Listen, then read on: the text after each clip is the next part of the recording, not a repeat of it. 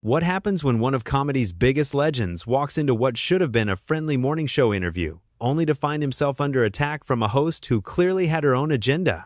The tension was palpable from the moment Eddie Murphy stepped onto the View set, but nobody, and I mean nobody, could have predicted the explosive confrontation that was about to unfold between him and Joy Behar.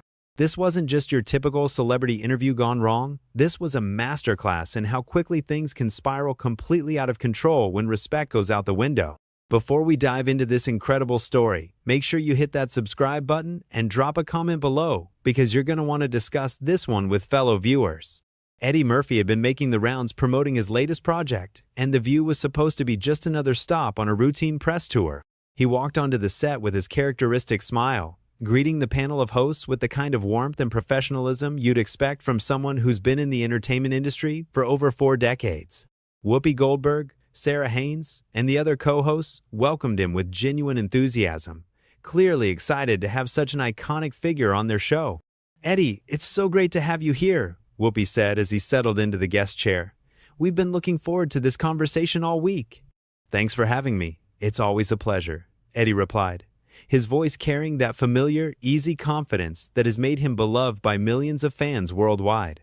The interview started off smoothly enough.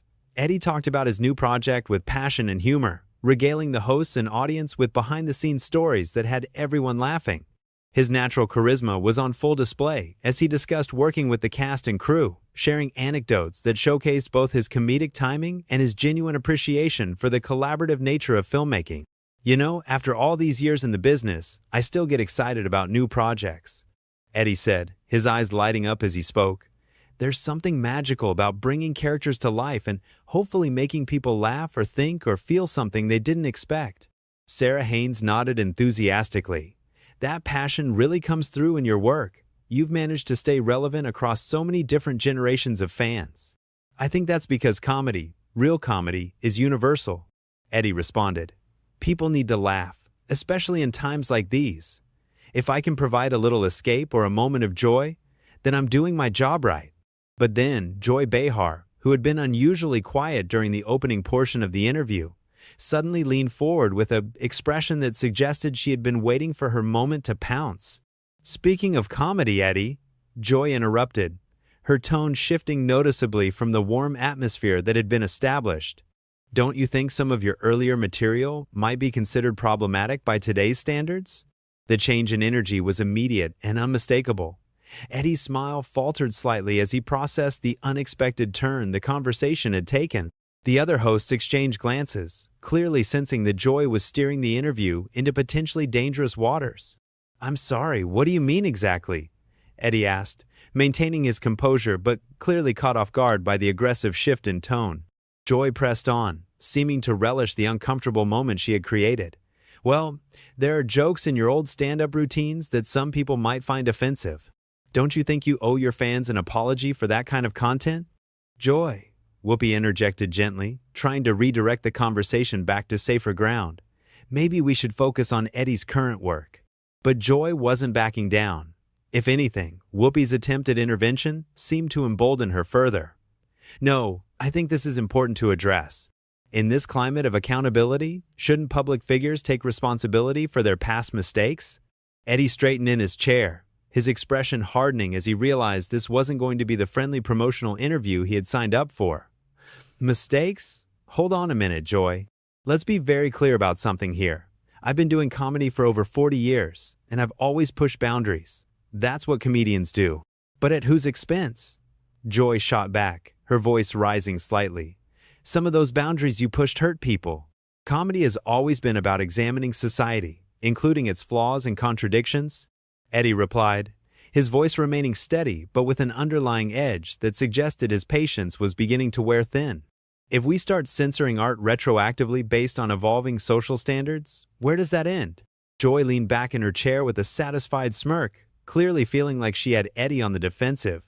"So you're saying you have no regrets about any of your past material?" "I'm saying that I'm proud of my body of work," Eddie responded firmly. "I've grown as a person and as a performer over the decades, just like everyone else. But I'm not going to sit here and apologize for making people laugh or for being part of comedy history." The tension in the studio was becoming palpable. Audience members were shifting uncomfortably in their seats, and the other hosts were clearly struggling with how to handle the increasingly hostile dynamic that Joy had created. "That's a very convenient way to avoid accountability," Joy said with barely concealed contempt. Eddie's jaw tightened visibly. "Convenient? You think it's convenient to have someone ambush me on what was supposed to be a friendly interview to promote my work? You think it's convenient to have my entire career reduced to whatever talking points you decided to prepare before I walked in here? I'm just asking the questions that need to be asked," Joy replied defensively, though her tone suggested she was enjoying the confrontation far more than someone genuinely interested in accountability would. "No, you're not asking questions," Eddie said, his voice rising for the first time. "You're making accusations and demanding apologies for comedy that was created in a different era. Do you apply this same standard to every comedian who's ever pushed boundaries, or just the one sitting in front of you right now?" The other hosts were now visibly uncomfortable, with Sarah Haynes attempting to jump in with a peacemaking comment, but Eddie wasn't finished. "Let me ask you something, Joy," he continued, turning to face her directly. "Have you ever said anything in your career that someone might find offensive? Have you ever made a joke that might not age well? Because if we're going to play this game of retroactive judgment, I think it should apply to everyone, don't you?" Joy's face flushed red at Eddie's direct challenge, clearly not expecting him to turn the tables on her so effectively. The smugness that had been radiating from her just moments before was rapidly being replaced by defensive anger. "That's completely different," Joy stammered, obviously flustered by having her own standards applied to herself. "I've never made the kind of material that you have." "Really?" Eddie replied, raising an eyebrow with a kind of skeptical expression that made it clear he wasn't buying her deflection for a second. "So you've never made a joke about anyone's appearance, their background, their beliefs? You've never said anything that might hurt someone's feelings or make them uncomfortable?" Whoopi tried once again to intervene, sensing that the situation was rapidly spiraling beyond anyone's control. "Maybe we should take a step back here and remember that we're all on the same team." But Eddie was just getting started, and Joy's attempt to hold him to standards she clearly didn't apply to herself had obviously struck a nerve. "No, Whoopi, I think this is exactly the conversation we need to have. Because what's happening right now is a perfect example of the double standards that are destroying honest dialogue in this country." "Double standards?" Joy scoffed, her voice dripping with indignation. "I think you're being a little dramatic here, Eddie." "Dramatic?" Eddie laughed, but there was no humor in it. "Joy, you literally ambushed me on live television, demanding that I apologize for my entire career, and you think I'm being dramatic for pointing out the hypocrisy?" The audience was now completely silent, riveted by the unprecedented confrontation unfolding before them. This wasn't the usual controlled chaos of daytime television. This was raw, unfiltered conflict between two strong personalities with completely different worldviews. "I wasn't ambushing you," Joy protested, though her defensive tone suggested she knew exactly what she had been doing. "I was asking legitimate questions about accountability and entertainment." "Legitimate questions?" Eddie's voice was rising again, his famous composure finally beginning to crack under the pressure of Joy's relentless attacks. "You came into this interview with a predetermined agenda to make me look bad, and now you're trying to gaslight me into thinking this is some kind of journalistic pursuit of truth?" Sarah Haynes made another attempt to restore some semblance of civility to the proceedings. "I think what we're all trying to get at here is how artists can grow and evolve while still honoring their past work." "Thank you, Sarah," Eddie said, briefly softening his tone toward the one host who seemed genuinely interested in having a productive conversation. "That's exactly what real growth looks like. It's not about erasing the past or pretending it never happened. It's about learning from experience and continuing to create from a place of authenticity." But Joy wasn't ready to let go of her attack strategy. "Authenticity doesn't excuse harm, Eddie. Words have consequences, and public figures need to acknowledge when their words have caused pain." "And there it is," Eddie said, his voice now filled with a mixture of frustration and disappointment. "The assumption that comedy, by its very nature, is supposed to cause harm. Do you understand what comedy actually is, Joy? Do you understand its purpose in society? I understand that comedy can be used to marginalize people and reinforce harmful stereotypes." Joy shot back, clearly feeling like she was on solid ground with her social justice talking points. "Comedy can also be used to challenge power structures, to speak truth to authority, and to help people process difficult realities through laughter," Eddie countered. "But I guess that doesn't fit your narrative, does it?" The other hosts were now looking increasingly desperate to find a way out of the hostile spiral that the interview had become. Whoopi, who had remained relatively quiet during the escalating conflict, finally decided to take a more direct approach. "Listen, both of you," she said firmly, using the authoritative tone that had made her successful as a moderator for years. "We're all adults here, and we can disagree without tearing each other apart." "Whoopi's right," Sarah added quickly. "There's room for different perspectives on these issues." But Joy seemed determined to have the last word, unable to resist one final jab at Eddie. "I just think that when you have a platform as big as yours, you have a responsibility to use it thoughtfully." That comment proved to be the final straw for Eddie, who had clearly reached his breaking point with Joy's sanctimonious lecturing. "A responsibility to who, Joy? To you? To whatever committee decides what's acceptable this week? Or to the millions of fans who have supported my work for 4 decades? To society," Joy replied pompously, apparently oblivious to how condescending she sounded. "Society?" Eddie's voice was now filled with incredulous anger. "You think you speak for society?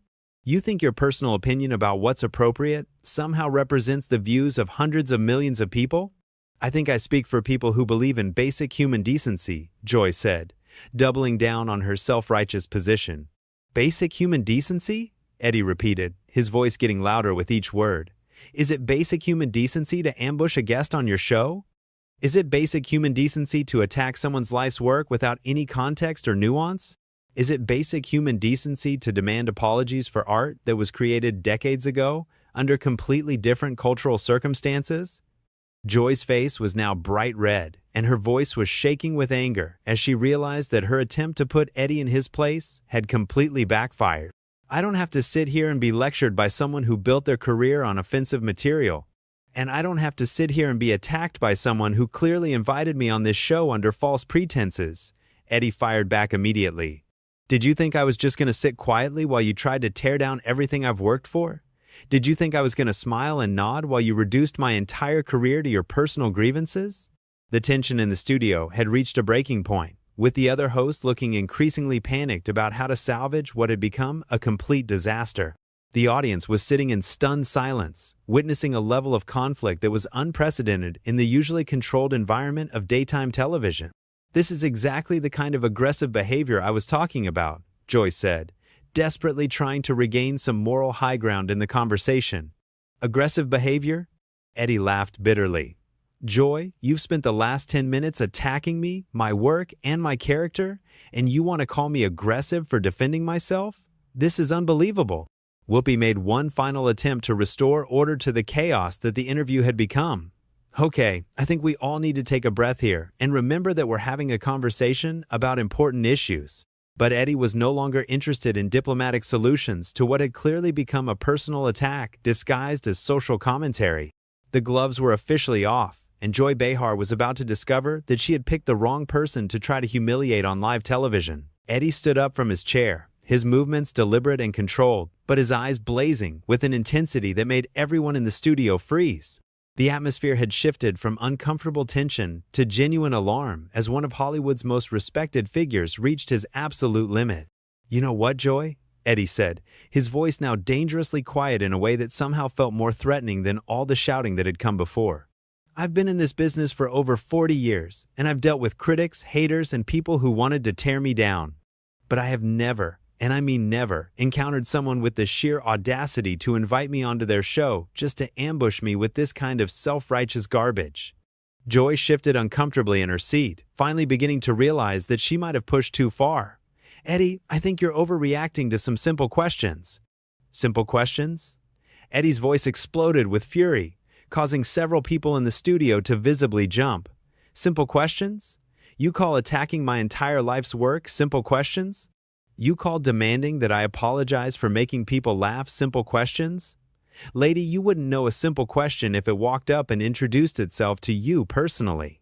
The producers were now frantically gesturing from behind the cameras, clearly desperate to find a way to cut to commercial. But the confrontation was happening too fast and too intensely for anyone to intervene effectively. "I was trying to have a meaningful conversation about accountability," Joy said weakly. Her earlier bravado completely evaporated in the face of Eddie's unleashed anger. "Meaningful conversation?" Eddie laughed, but it was a harsh, bitter sound that contained no trace of his usual warmth. Joy, you wouldn't recognize a meaningful conversation if it came with subtitles and a user manual. What you were trying to do was score cheap political points by attacking someone you thought would just sit there and take it. Whoopi was now standing as well, clearly recognizing that the situation had moved far beyond anything that could be managed through normal hosting techniques.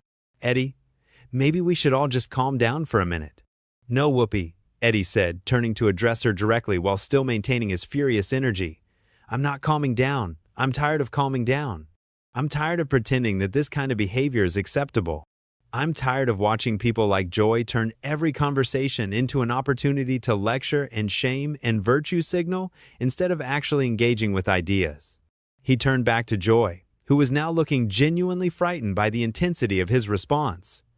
You want to talk about harm, Joy? Let's talk about the harm you've caused with this little stunt of yours. You've taken what should have been a positive conversation about creativity and art and turned it into a toxic attack session.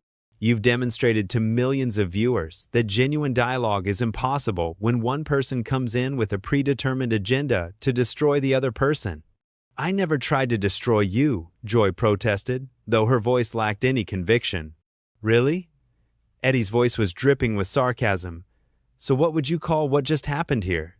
What would you call spending 15 minutes attacking my character, my work, and my integrity? What would you call demanding apologies for comedy that brought joy to millions of people? If that's not an attempt at destruction, then I'd love to know what your definition of a friendly conversation looks like. Sarah Haynes made one last desperate attempt to salvage something from the wreckage of the interview. I think there might be some miscommunication happening here. No miscommunication, Sarah, Eddie said, his tone softening slightly when addressing her but remaining razor-sharp when he glanced back at Joy.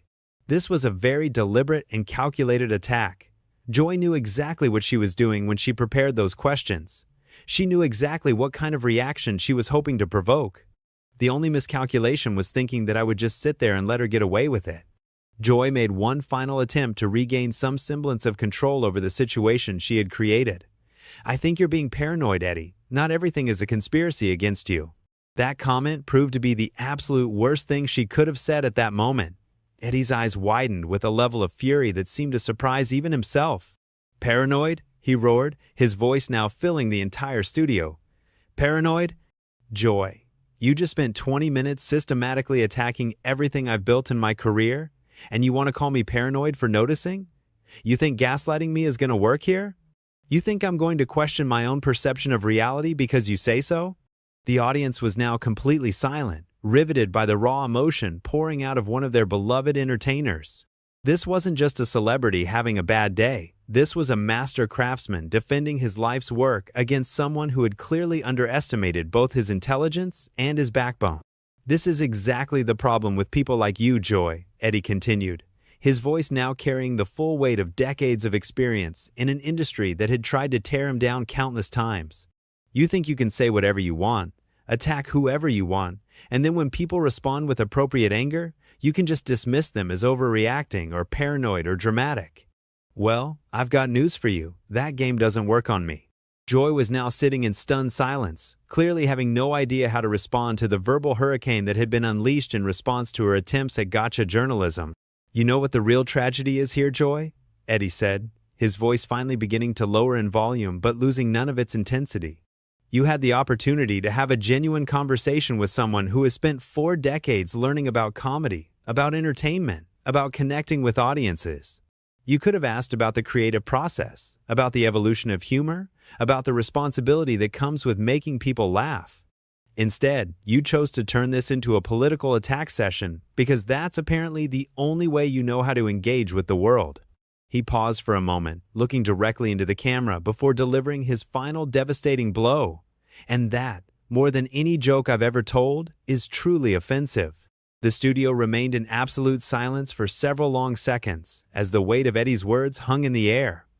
Finally, Whoopi cleared her throat and attempted to restore some semblance of normalcy to the proceedings. Well, this has certainly been an intense conversation, she said, though her voice betrayed how shaken she was by what had just transpired.